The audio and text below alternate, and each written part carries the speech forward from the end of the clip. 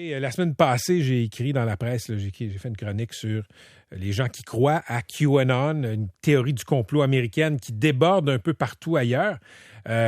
Ici au Québec, ça n'a pas d'influence dans le politique puisque ça n'a pas de relais dans le monde politique. Aux États-Unis, vous avez entendu, professeur Langlois, là, il y a des républicains qui ont été élus pour se présenter aux prochaines élections au Congrès, qui croient à ça, qui croient que leur pays est dirigé, contrôlé par une cabale de gens satanistes et pédophiles. Mais au Québec, ça existe aussi, mais comme je vous disais, il n'y a pas les relais en politique. Sauf qu'il y a quand même un impact dans la vie sociale, un impact dans la vie personnelle des gens aussi. Moi, j'ai parlé à des Québécois, des Québécoises qui m'ont écrit pour me dire « Mon oncle, ma sœur, mon fils croient à ces affaires-là. » Puis là, je ne sais pas quoi faire. C'est à ce point inquiétant que hier, en commission parlementaire, la députée Catherine Fournier, députée indépendante et indépendantiste, a posé une question au premier ministre sur les théories du complot, l'impact dans le réel. Elle a posé des questions à François Legault. Elle est au bout du fil. Madame Fournier, bonjour. Oui, bonjour. Pourquoi vous avez demandé à François Legault ce qu'il comptait faire pour contrer les théories du complot? Ben, c'est bien simple, en fait, parce que, François Legault, comme premier ministre du Québec, il est à la tête de l'une de nos institutions démocratiques les plus importantes, le gouvernement.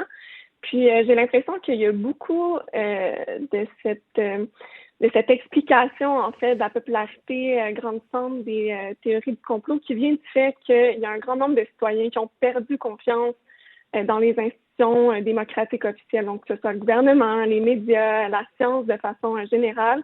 Donc, ça me semblait à point de lui poser la question, là, d'autant que l'INSPQ, donc l'Institut national de santé publique du Québec, a publié une étude au début du mois qui révélait qu'il y a à peu près un tiers, en fait, des Québécois qui adhéraient à une forme ou une autre là, de complotisme. Puis, il y avait également une étude de l'Université de Carleton il y a quelques semaines également qui montrait que 46% des Canadiens étaient aussi attirés là, vers ce genre de message. Donc, ça m'apparaît très inquiétant. Puis, je pense que n'importe qui là, qui se promène un peu sur les réseaux sociaux depuis le début de la pandémie peut l'apercevoir aussi. Vous, est-ce que vous êtes parfois accusé de faire partie du complot, Catherine Fournier?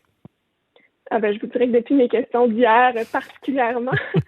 Mais je pense que tous les élus, on reçoit notre lot de messages. C'est d'ailleurs ce que j'ai souligné là, au premier ministre hier. Il doit être conscient du phénomène. Bon, malheureusement, j'ai pas eu tellement de réponses. Puis, dans un sens, ça m'inquiète aussi parce que, je pense que, le premier ministre se dit les gens respectent les consignes. Dans la réalité, sur le terrain, c'est ce qu'on voit.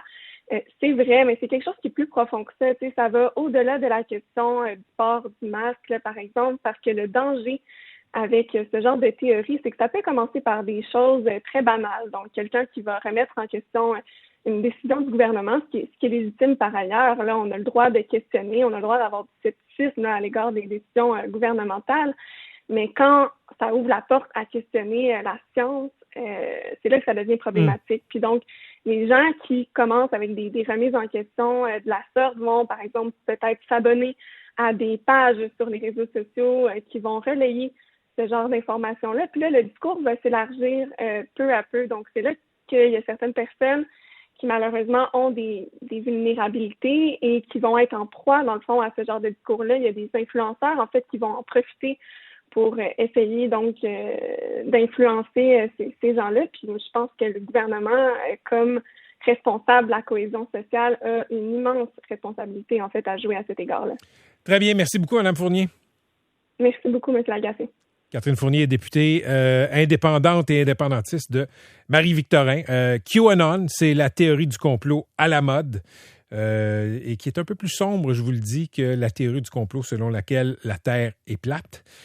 On s'en reparle. C'est un sujet qui ne va pas s'effacer avec l'élection américaine.